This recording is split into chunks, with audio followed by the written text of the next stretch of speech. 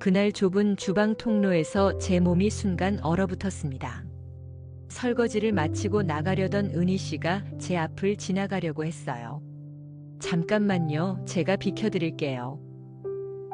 아니에요, 제가 그냥 지나갈게요.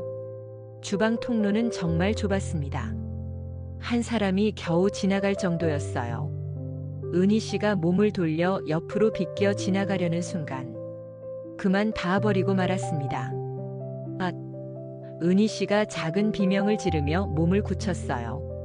저도 순간 얼어붙었습니다. 은희 씨가 천천히 고개를 돌려 저를 쳐다봤습니다. 얼굴이 새빨개지고 눈이 커지고 입술이 떨렸어요. 저기, 사장님. 심장이 미친 듯이 뛰었습니다. 방금 제 뒤에 뭔가 엄청 큰 게 닿았는데 은희 씨의 목소리가 떨렸어요. 믿을 수 없다는 표정으로 저를 바라봤습니다.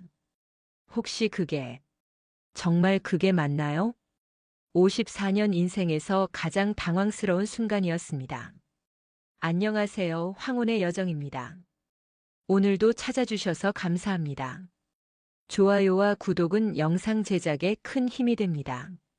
전 올해 54살 이진수입니다. 서울 변두리 오래된 상가 1층에서 진순의 중국집이라는 작은 식당을 10년째 운영하고 있죠. 원래는 아내와 함께 시작한 가게였어요. 아내 순자는 홀서빙을 맡고 저는 주방에서 요리를 했습니다. 손이 척척 맞아떨어져서 장사도 잘 됐고 무엇보다 함께 일하는 게 행복했어요. 그런데 3년 전 아내가 암 진단을 받았습니다. 항암 치료를 받으면서도 아내는 가게 걱정만 했어요. 결국 1년을 버티지 못하고 세상을 떠났습니다. 그날 이후로 전 혼자가 됐어요. 아침에 눈을 떠도 옆자리는 텅 비어 있고 가게에 가도 아내 목소리는 들리지 않았습니다. 혼자서 가게를 운영하는 건 생각보다 훨씬 힘들었어요. 새벽에 일어나 시장 가서 재료 사오고 육수 끓이고 점심 피크타임엔 주문받고 요리하고 서빙하고 계산하고 저녁에 문 닫고 설거지하고 정리하면 밤 12시가 넘었습니다. 집에 돌아오면 너무 피곤해서 샤워도 못하고 그냥 쓰러지듯 잠들었어요. 그렇게 3년을 버텼는데 한 달 전 큰일이 생겼습니다. 냉동만두가 든 무거운 박스를 들다가 허리를 삐끗한 거예요. 순간 허리에 전기가 오르는 것 같았습니다. 그대로 주저앉아서 한참을 꼼짝도 못했어요. 병원에 가니 의사 선생님이 심각한 표정으로 말했습니다. 허리 디스크가 꽤 진행됐다고요. 무거운 거 들지 말고 가능하면 일손을 구하라고 했어요. 일손을 구하라고요? 아내가 떠난 후로 전 혼자 일하는 게 익숙해졌어요. 누군가 새로 들어오면 적응하기 힘들 것 같았고 무엇보다 아내 자리에 다른 사람이 서는 걸 상상할 수 없었거든요. 하지만 허리 통증은 날이 갈수록 심해졌고 결국 구인 공고를 내기로 결심했습니다. 공고를 내고 며칠이 지났는데 연락이 별로 없었어요. 요즘 식당 일하려는 사람이 없나 봅니다. 그러던 어느 날 오후 전화가 한 통 걸려왔습니다. 여자 목소리였어요. 나이는 좀 있어 보였지만 또렷하고 차분한 목소리였습니다. 면접 시간을 잡고 다음 날 오후 3시에 가게에서 만나기로 했죠. 약속 시간이 되자 가게 문이 열리고 한 여자분이 들어왔습니다. 키는 165cm 정도, 단정한 옷차림에 깔끔하게 묶은 머리. 나이는 50대 초중반쯤 돼 보였어요. 이력서를 받아봤는데 최은희 52세. 학력은 고졸, 경력란에는 마트 계산원 2년이라고만 적혀 있었어요. 식당 일은 해본 적 없다고 했습니다. 갑자기 왜 식당 일을 하려는지 물어봤더니 은희 씨가 잠시 망설이더니 조심스럽게 입을 열었습니다. 남편이 2년 전에 교통사고로 세상을 떠났대요. 순간 제 가슴이 철렁 내려앉았습니다. 보험금으로 한동안 버텼는데 이제 거의 다 떨어졌다고 했어요. 생계를 위해서 조금이라도 많이 벌어야 한다고요. 은희 씨의 왼손 약지를 보니 반지 자국이 희미하게 남아 있었습니다. 최근까지 결혼 반지를 끼고 있다가 뺀 것 같았어요. 저도 마찬가지였죠. 전 3년 전, 은희 씨는 2년 전. 둘 다 배우자를 잃고 혼자 살아가는 사람. 묘한 동질감이 느껴졌습니다. 식당 일이 힘들다고 설명했지만 은희 씨의 눈빛은 진지했어요. 생계가 달린 일이라는 게 느껴졌습니다. 그 자리에서 바로 채용을 결정했어요. 은희 씨가 고개를 숙여 인사했을 때 그 모습에서 제 지난 3년이 보였습니다. 혼자 살아남기 위해 발버둥 치는 모습이요. 그렇게 최은희 씨는 제 가게의 새 직원이 됐습니다. 그때만 해도 전 몰랐어요. 이 만남이 제 인생을 완전히 바꿔놓을 거라는 걸요. 다음 날 아침 5시 30분, 은희 씨가 벌써 가게 앞에 서 있었습니다. 출근 시간은 6시인데 일찍 나왔다고 하더군요. 성실하구나 하는 생각이 들었습니다. 첫날이라 제가 하는 거 보여주면서 하나하나 설명했어요. 육수 끓이는 법, 재료 손질하는 법, 면 삶는 법, 소스 만드는 법. 은희 씨는 열심히 제 일하는 모습을 지켜보며 메모했습니다. 정말 빨리 배웠어요. 한두 번만 알려주면 바로 습득했습니다. 손님 응대하는 것도 자연스러웠고 테이블 정리하는 것도 깔끔했어요. 점심 피크 타임이 시작됐을 때도 당황하지 않고 잘 따라왔습니다. 주방에서 불을 3개나 켜놓고 동시에 요리하는데 은희 씨가 음식을 정확한 타이밍에 날랐어요.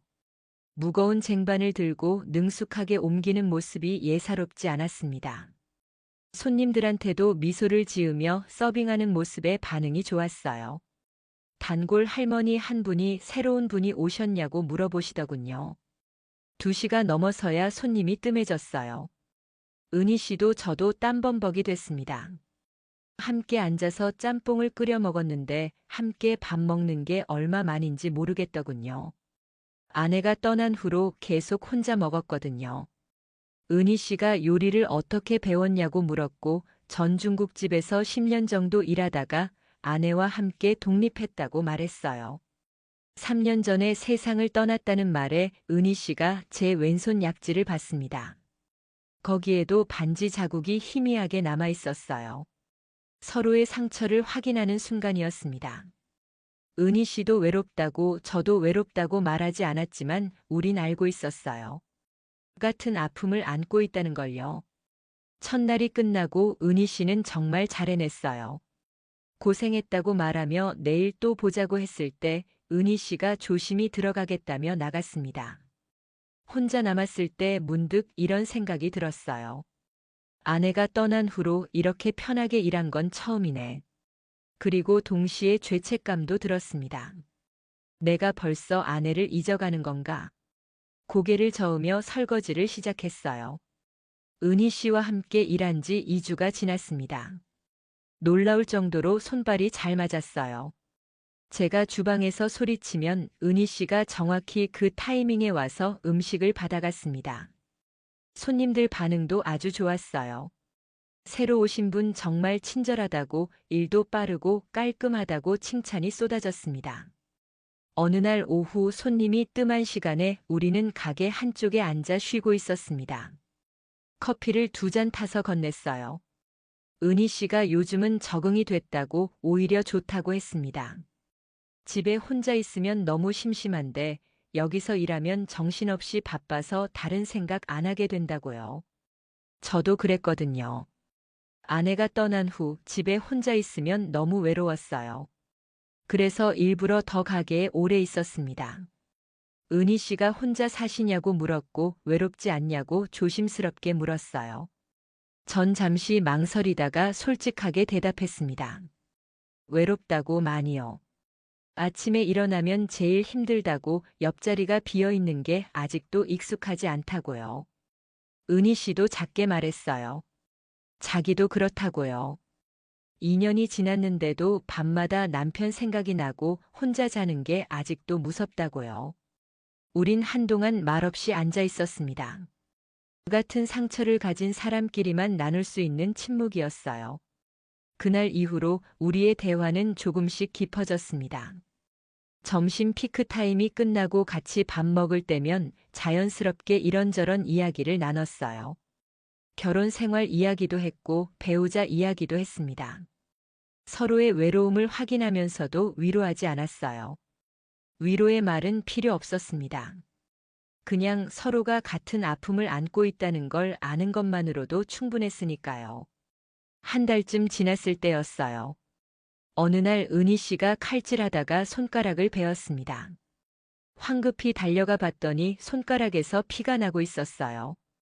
구급함을 가져와서 소독약을 바르고 밴드를 붙여줬습니다. 조심해야 한다고 칼이 얼마나 위험한데 하고 말했더니 은희 씨가 미안하다고 했어요. 은희 씨의 손을 잡고 밴드를 붙이는데 문득 이상한 느낌이 들었습니다. 오랜만에 누군가의 손을 이렇게 가까이서 만지는 거였어요. 따뜻했습니다. 아내가 떠난 후로 이런 온기를 느껴본 적이 없었어요. 은희 씨도 뭔가 느낀 것 같았어요. 얼굴이 살짝 붉어졌거든요. 그날 이후로 우리 사이에 미묘한 긴장감이 생겼습니다. 눈이 마주치면 서로 얼른 시선을 피했고 좁은 주방에서 스칠 때면 서로 의식했어요. 저는 혼란스러웠습니다. 내가 지금 뭘 하는 거지? 아내가 떠난 지 겨우 3년인데. 하지만 은희 씨를 볼 때마다 가슴이 두근거리는 건 어쩔 수 없었어요. 그해 겨울이었습니다. 어느 날 아침 일어났는데 몸이 너무 무겁고 열이 펄펄 끓었어요. 독감이었습니다. 하지만 가게를 쉴 수 없었어요. 혼자 운영하는 식당인데 문 닫으면 그날 수입이 없으니까요. 억지로 일어나 가게로 갔습니다. 온몸이 떨렸고 기침이 멈추지 않았어요. 재료 손질하다가 멈춰서 기침하고 육수 끓이다가 어지러워서 벽에 기댔습니다. 그 모습을 본 은희 씨가 놀라며 달려왔어요. 안색이 왜 그러냐고 얼굴이 새하얗다고 했습니다. 괜찮다고 그냥 감기 기운이 좀 있다고 했더니 은희 씨가 이마에 손을 댔어요. 깜짝 놀라더군요. 열이 엄청 높으니 병원 가야 한다고 손님은 자기가 알아서 할 거니까 어서 가라고 했습니다. 은희 씨의 단호한 목소리에 전 더 이상 버틸 수 없었어요. 결국 병원에 갔습니다. 독감이라고 며칠간 푹 쉬어야 한다고 무리하면 폐렴으로 번질 수 있다고 의사 선생님이 말했어요. 약을 받아서 집으로 돌아와 침대에 누웠습니다. 정신이 혼미했어요. 그대로 깊은 잠에 빠졌습니다. 얼마나 잤을까요? 초인종 소리에 눈을 떴습니다. 누구지? 힘들게 일어나 문을 열었더니 은희 씨가 서 있었어요. 가게 정리하고 왔다고 혼자 계시면 안 될 것 같아서 왔다고 했습니다. 손에는 보온병과 봉지가 들려 있었어요. 들어와도 되냐고 물어서 그러라고 했습니다. 은희 씨가 집 안으로 들어와 보온병에서 하얀 죽을 꺼내 그릇에 담았어요. 김이 모락모락 나는 죽이었습니다. 숟가락을 들었지만 손에 힘이 없어서 떨렸어요. 은희 씨가 그걸 보더니 조심스럽게 떠먹여 주겠다고 했습니다.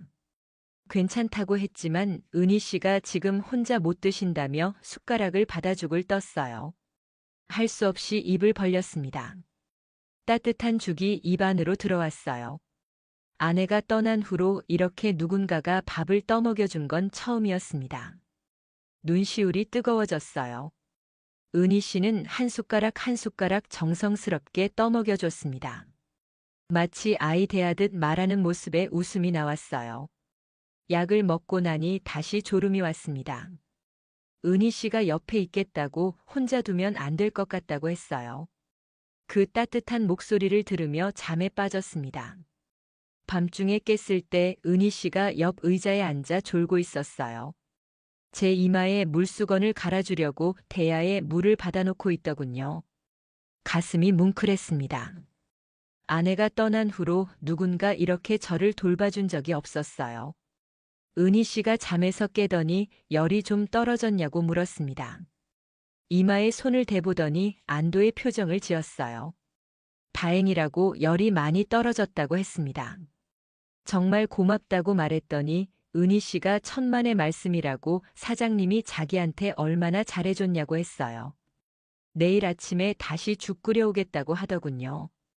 다음 날 아침 정말로 은희 씨가 다시 왔습니다. 3일 동안 은희 씨는 매일 와서 저를 돌봐줬습니다. 죽 끓여주고 약 챙겨주고 물수건 갈아주고 너무 미안하다고 했더니 은희 씨가 미안하다는 말 그만하라고 했어요. 당연한 일 한다고요.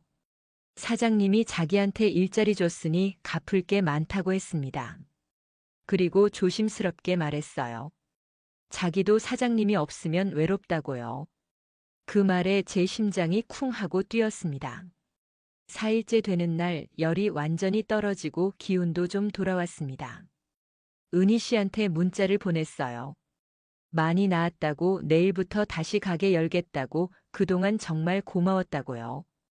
곧 답장이 왔습니다. 다행이라고 그럼 내일 보자고요. 다음 날 가게에서 은희 씨를 만났을 때 뭔가 달라진 느낌이었어요. 서로를 보는 눈빛이 예전과 달랐습니다. 은희 씨가 완전히 나았냐고 물었고 은희 씨 덕분이라고 대답했습니다. 정말 감사했다고 은희 씨가 아니었으면 어쩔 뻔했냐고 했더니 은희 씨가 말했어요.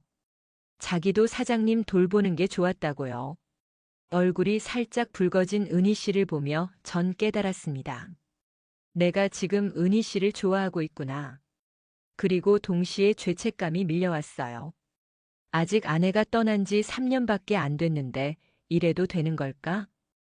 은희 씨와 함께 일한 지 3개월이 지났습니다. 어느덧 봄이 왔어요. 가게 일도 더 바빠지고 우리 둘의 호흡은 점점 더 잘 맞아갔습니다. 어느 날 점심 피크 타임이었어요. 주문이 엄청 밀려 들어왔습니다. 전 주방에서 미친 듯이 요리했고 은희 씨도 홀을 정신없이 뛰어다녔습니다. 음식 나르고 주문 받고 테이블 정리하고 그때였습니다.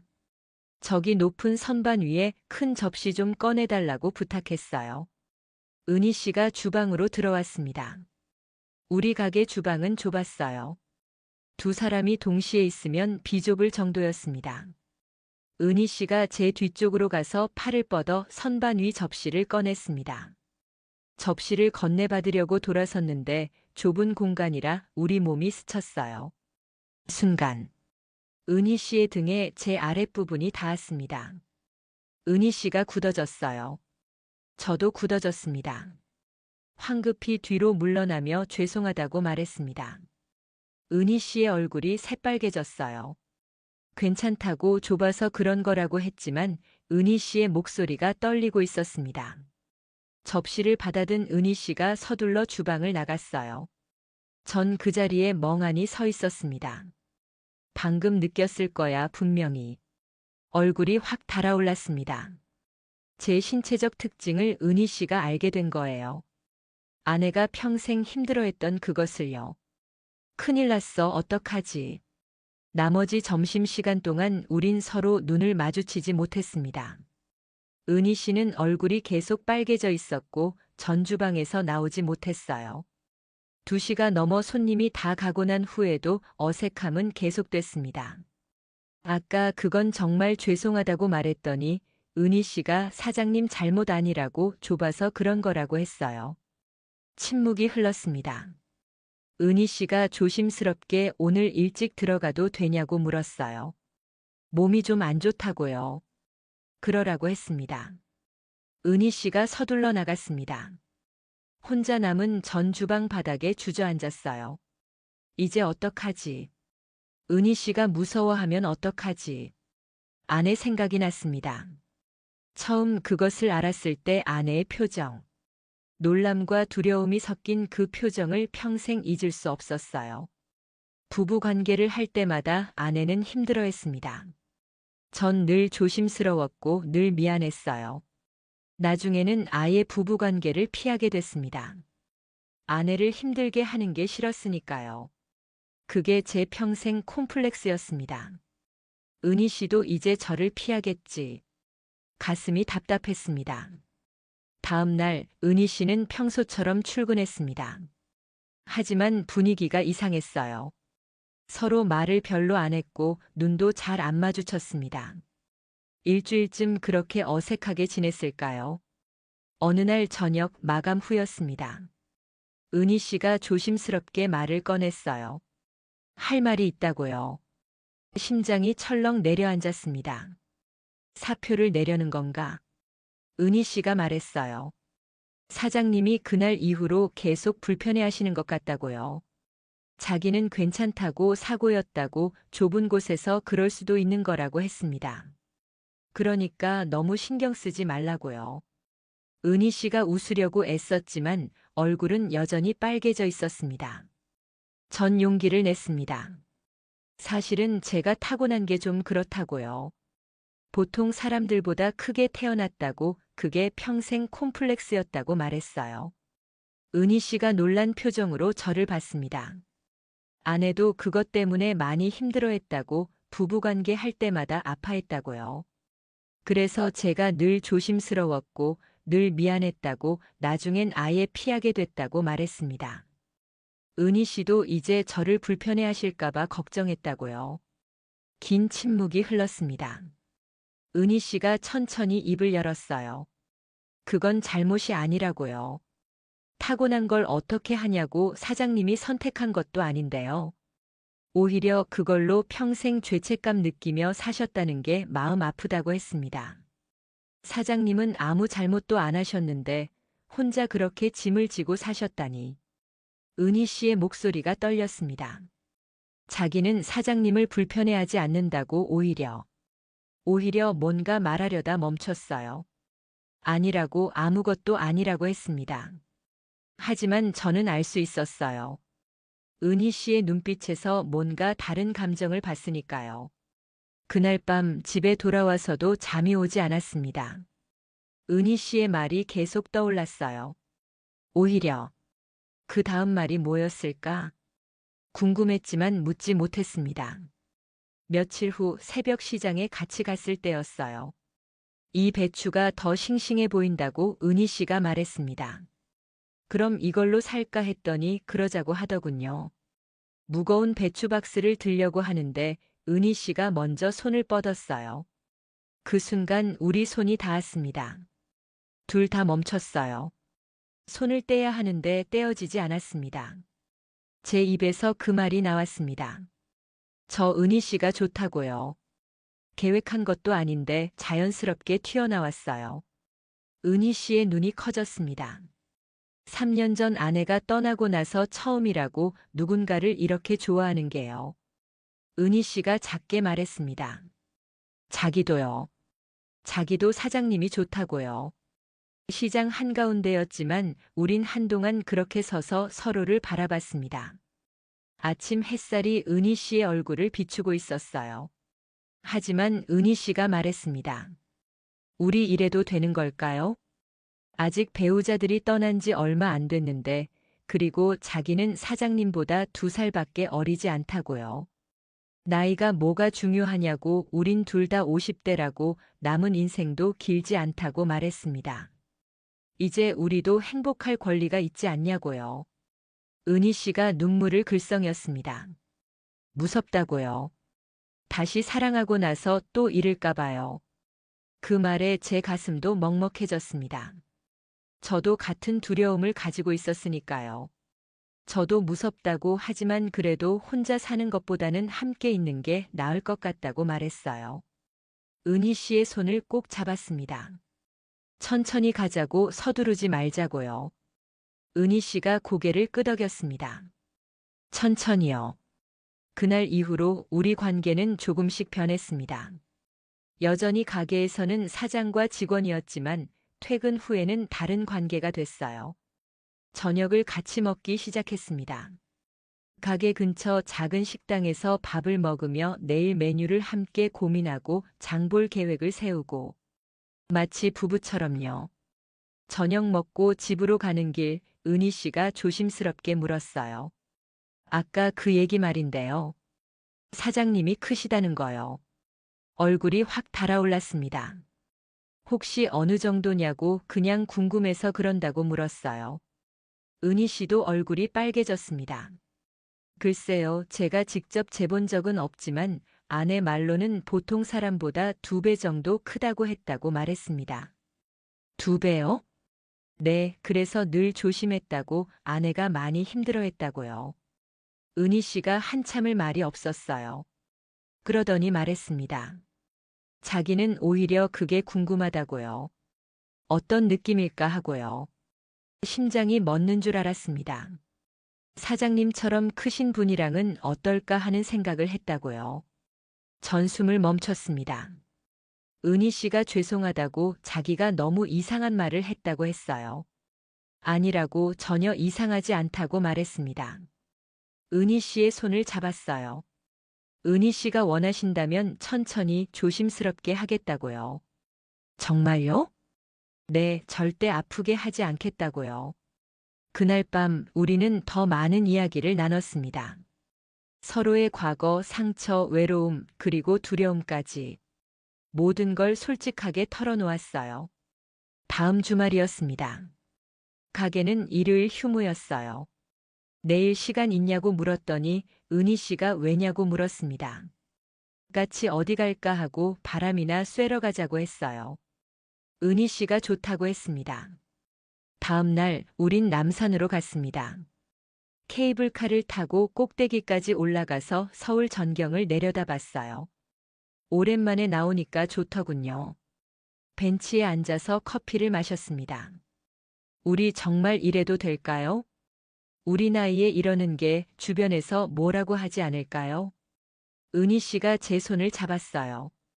우리가 누구한테 피해주는 것도 아니라고요.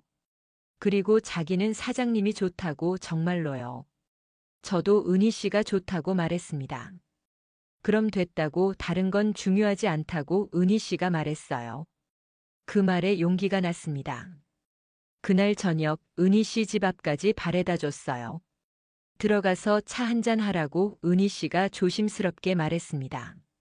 좋다고 했습니다. 은희 씨의 집은 작은 원룸이었어요. 깔끔하게 정리돼 있었습니다.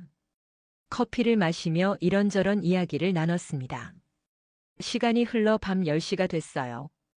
이제 가봐야겠다고 일어서려는데 은희 씨가 제 손을 잡았습니다. 오늘 여기 계시면 안 되냐고요. 심장이 미친 듯이 뛰었습니다. 오늘 혼자 있고 싶지 않다고 했어요.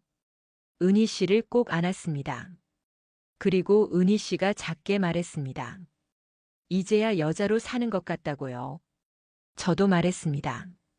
저도 이제야 죄책감 없이 누군가를 사랑할 수 있을 것 같다고요. 아내는 늘 힘들어했지만 은희 씨는 달랐습니다. 힘들어하지 않았어요. 오히려 받아줬습니다. 완전히요. 그날 밤 이후 우리 관계는 완전히 달라졌어요. 서로에게 꼭 맞는 사람이라는 걸 확인했으니까요. 하지만 세상은 우리를 그냥 두지 않았습니다. 한 달쯤 지났을 때 가게 단골 손님들이 수군거리기 시작했어요.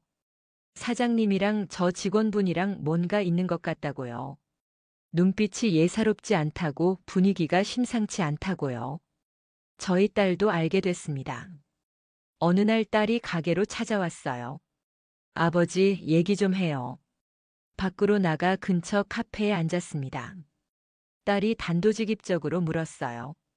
아버지, 저 직원분이랑 무슨 사이예요? 아무 말도 할 수 없었습니다. 소문 다 들었어요. 둘이 사귄다고요. 어머니 돌아가신 지 얼마나 됐다고 그래요? 겨우 3년밖에 안 됐잖아요. 딸의 목소리가 떨렸습니다. 아버지가 외로운 건 알아요. 하지만 그래도 이건 아니잖아요. 어머니한테 미안하지도 않으세요? 그 말에 가슴이 찢어지는 것 같았습니다. 미안하다고 하지만 아버지도 사람이라고 혼자 사는 게 너무 힘들다고 말했어요. 딸이 눈물을 글썽였습니다. 그래도 아버지, 체면이라는 게 있죠. 주변에서 뭐라고 하는지 아세요? 저까지 창피해요. 딸이 일어나서 나갔습니다. 혼자 남아 한참을 앉아 있었어요. 은희 씨도 비슷한 일을 겪었습니다. 은희 씨 딸이 찾아와서 따졌대요. 엄마 아빠 돌아가신 지 얼마나 됐다고 그래요? 겨우 2년밖에 안 됐는데 벌써 다른 남자를 만나요? 아빠한테 미안하지도 않아요? 은희 씨가 설명하려고 했지만 딸은 듣지 않았대요. 엄마, 제발 정신 좀 차리세요. 나이 생각 좀 하시고요. 그 말을 듣고 은희 씨가 얼마나 울었는지 모릅니다. 그날 밤 우린 전화 통화를 했어요. 은희 씨가 울먹이며 말했습니다. 사장님, 우리 이러면 안 되는 걸까요? 아이들이 너무 반대하는데요. 저도 혼란스러웠습니다. 하지만 한 가지는 확실했어요. 은희 씨 없이는 못 산다는 거요. 며칠을 고민했습니다. 그리고 결심했어요. 아이들을 다시 만나서 제대로 설명하기로요. 딸을 불러서 진지하게 이야기했습니다. 내 마음은 이해한다고, 아버지도 어머니한테 미안하다고요. 하지만 아버지도 남은 인생이 있다고, 혼자 사는 게 너무 외롭다고 말했어요. 은희 씨는 좋은 사람이라고, 아버지를 정말 잘 돌봐준다고요. 제발 이해해달라고 했습니다. 딸이 한참을 말이 없더니 물었어요. 정말 진심이세요? 그분한테요? 그렇다고 아버지 평생 이렇게 진심으로 누군가를 좋아한 건 처음이라고 말했습니다. 어머니한테도 미안하지만 아버지도 행복할 권리가 있지 않냐고요. 딸이 깊은 한숨을 쉬었습니다. 알았어요. 아버지가 그렇게까지 말씀하시는데 뭐. 하지만 주변 눈치는 좀 보세요. 제발요. 그래도 인정해준다는 말에 눈물이 날 뻔했어요. 은희 씨 딸도 비슷하게 반응했대요. 처음엔 반대했지만 엄마가 행복해 보이는 건 처음 본다며 결국 인정했다고요. 시간이 지나며 조금씩 상황이 나아졌습니다. 아이들도 점점 받아들이기 시작했어요. 단골 손님들 반응은 다양했어요. 어떤 분은 축하한다고 잘 어울린다고 했고, 어떤 분은 눈살을 찌푸리기도 했습니다. 하지만 대부분은 시간이 지나면서 받아들였어요. 둘이 행복해 보인다고, 그걸로 됐다고 말해주는 분들도 많았습니다. 가게는 더 잘 됐어요. 은희 씨의 아이디어로 배달 앱도 입점하고 SNS 홍보도 시작했습니다. 리뷰도 올라오기 시작했어요. 사장님들 엄청 친절해요. 국물이 진짜 끝내줘요. 순대가 신선하고 맛있어요. 손님이 점점 늘었습니다. 어느 날 저녁 가게가 끝나고 둘이 앉아 있었어요. 은희 씨가 물었습니다. 사장님, 요즘 행복해요? 정말 행복하다고, 이렇게 행복한 적 없었다고 말했어요. 저도요, 미정 씨 만나서 제 인생이 바뀌었다고 은희 씨가 말했습니다. 진심으로 고맙다고, 은희 씨가 없었으면 저는 아직도 그 외로움 속에서 살고 있었을 거라고 했어요. 아니라고, 제가 용기를 낸 거라고, 사장님은 그냥 옆에 있었을 뿐이라고 은희 씨가 말했습니다. 그래도 은희 씨가 있어서 용기를 낼 수 있었다고요. 은희 씨 손을 잡았습니다. 우리 계속 이렇게 함께인 거죠? 당연하다고, 어디 안 간다고 은희 씨가 말했어요. 1년이 지났습니다. 저는 은희 씨에게 프로포즈를 했어요. 은희 씨가 깜짝 놀라며 뭐 하시냐고 물었어요. 은희 씨, 저랑 결혼해 주시겠어요? 반지를 꺼내 보여줬습니다. 은희 씨가 눈물을 흘렸어요. 정말이냐고, 자기 같은 사람이랑 결혼하고 싶냐고 물었습니다. 당연하다고, 은희 씨가 아니면 안 된다고, 평생 함께하고 싶다고 말했어요. 은희 씨가 고개를 끄덕였습니다. 네, 결혼할게요. 그날 우린 오래오래 안고 있었습니다.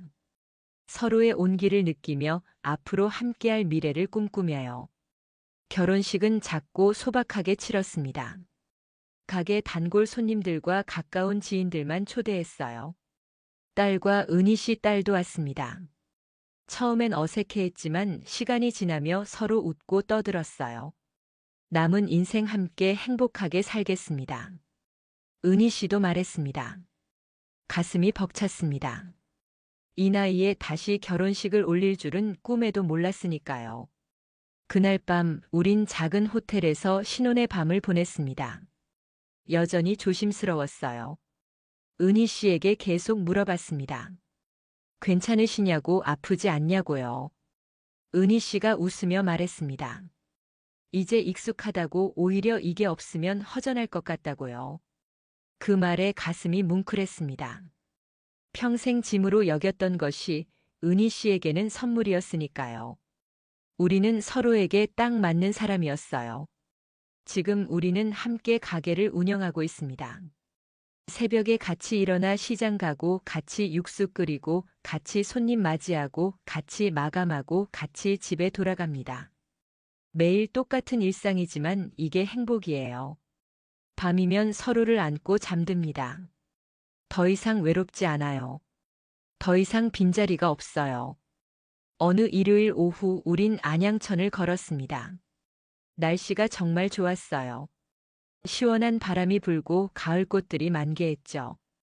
은희 씨가 제 어깨에 기대며 말했습니다.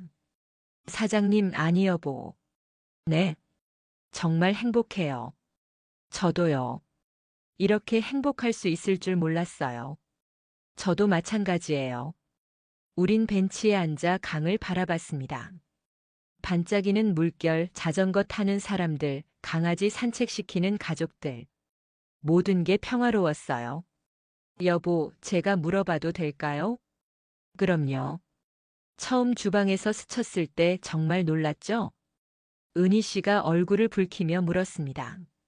전 웃으며 대답했어요. 네, 정말 놀랐어요. 은희 씨가 무서워할까봐 걱정했어요. 저는 무섭지 않았어요. 오히려 궁금했어요. 궁금했다고요? 네, 어떤 느낌일까 하고요. 사장님처럼 큰 분이랑은 어떨까 궁금했어요. 그랬구나. 그리고 지금은요? 은희 씨가 웃으며 말했습니다. 지금은 완벽해요. 이제야 여자로 산다는 게 뭔지 알았어요. 저도 마찬가지예요. 이제야 죄책감 없이 사랑할 수 있게 됐어요. 아내한테는 항상 미안했거든요. 힘들어하는 게 보여서요. 하지만 은희 씨는 받아줘요. 완전히요. 은희 씨가 제 손을 꼭 잡았습니다. 우리 정말 서로에게 딱 맞는 사람이네요. 내일도 함께 일어나고 함께 가게 가고 함께 일하고 함께 집에 올 거예요. 그리고 밤이면 서로를 안고 잠들 거예요. 완전히 완벽하게요. 이게 제 남은 인생입니다. 행복한 인생이에요. 시청해 주셔서 감사합니다.